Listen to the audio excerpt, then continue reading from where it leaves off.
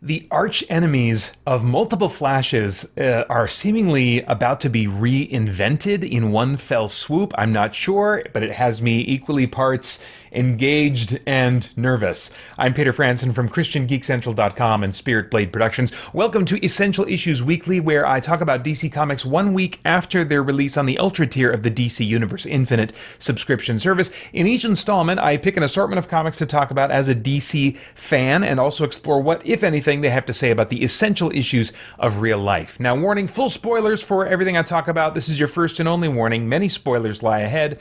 Right now, we're taking a look at comics originally released to the Ultra tier on June 25th, originally published March 28th. And I'll just briefly say about the Penguin number 10, starting off, that I'm still very much engaged in this story. It looks like Penguin is retaking his empire from his adult children, and it's going very poorly for them. It's some great parent-child dynamics, largely because of how insanely sociopathically dysfunctional they are. But the stinger at the end of Penguin's daughter trying to maybe team up with Batman and maybe establish a similar arrangement that Batman has had with Penguin over all these years. It'll be interesting to see how that plays out. There's no doubt in my mind that she's going down. This whole arc really seems to be about it's reestablishing Penguin, or maybe establishing for the first time, as a really, honestly, nasty and significant threat, or really an evil in Gotham City. Really been enjoying this run. I don't have more to say on it than that. The Flash number 9 has been interesting. I have not been enjoying this story arc. The writing style has been largely concept driven. There were stretches of issues it seemed like where Flash wasn't running at all.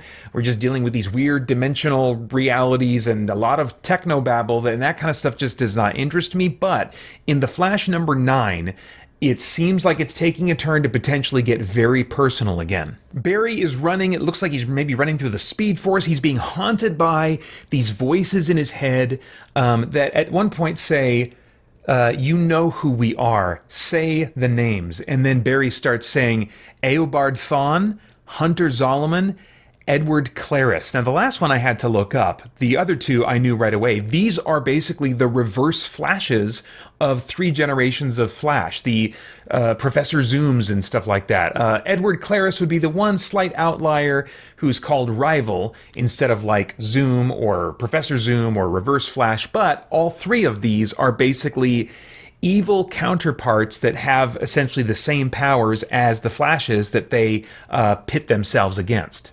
And they, in some way, are combining their forces. They're getting inside of Barry's head, trying to force him to harm the people that he loves, which is reminiscent of a story featuring Rival a while back, where he did something a bit like that. I believe he was also kind of from the Speed Force. But now these alternate reverse Flashes are all sort of combining their powers, combining their strength in some way. Well, Barry fights off their influence, and he's trying to piece things together. His theory is that there's a conspiracy among rogues.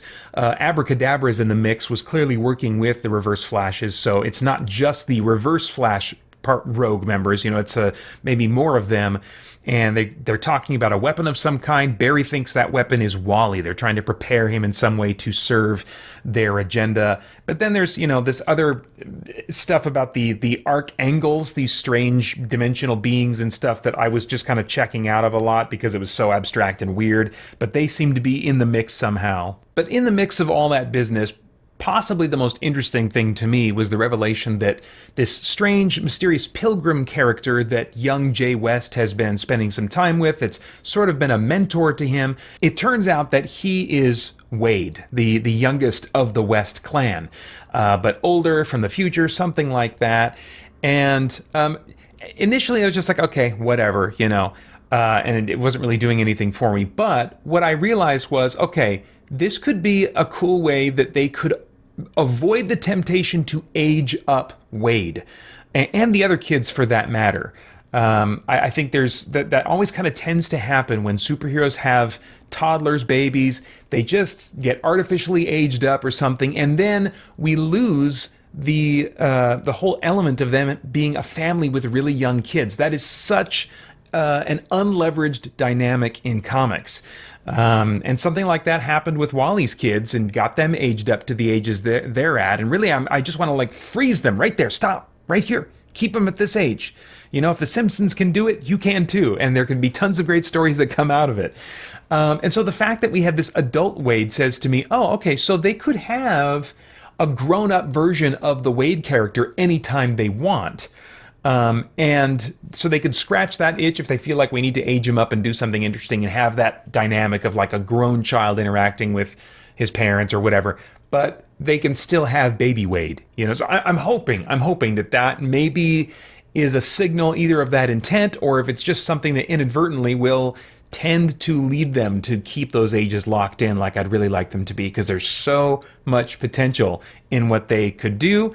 I haven't really seen that be tapped into with the current writer, but with the previous writer, certainly that was the case. So lots of potential, I think. Hopefully they'll continue or increase leveraging it going forward. Then in the pages of Green Arrow number 12, we finally get an end to this story where Ollie was looking for one of his family members, and then other family members or pseudo-family members, found family members, they all kind of get in the mix. We have this big brawl that involves kind of all of them in this issue, and it kind of brings it to a close. I feel like this brings this arc to an end that was ultimately, from issue 1, about reuniting the Arrow family.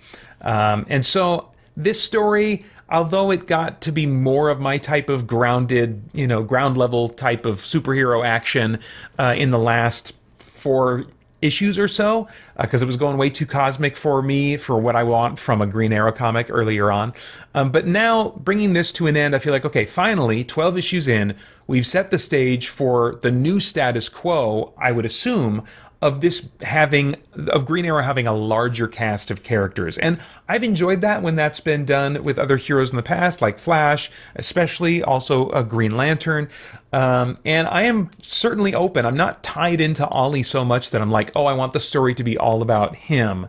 I'm interested to see, okay, what will they do with an ensemble cast of characters, several of whom have used the Green Arrow name themselves. So I guess I'm not super excited about this story, but the pieces are in place now for it to really maybe pleasantly surprise me going forward.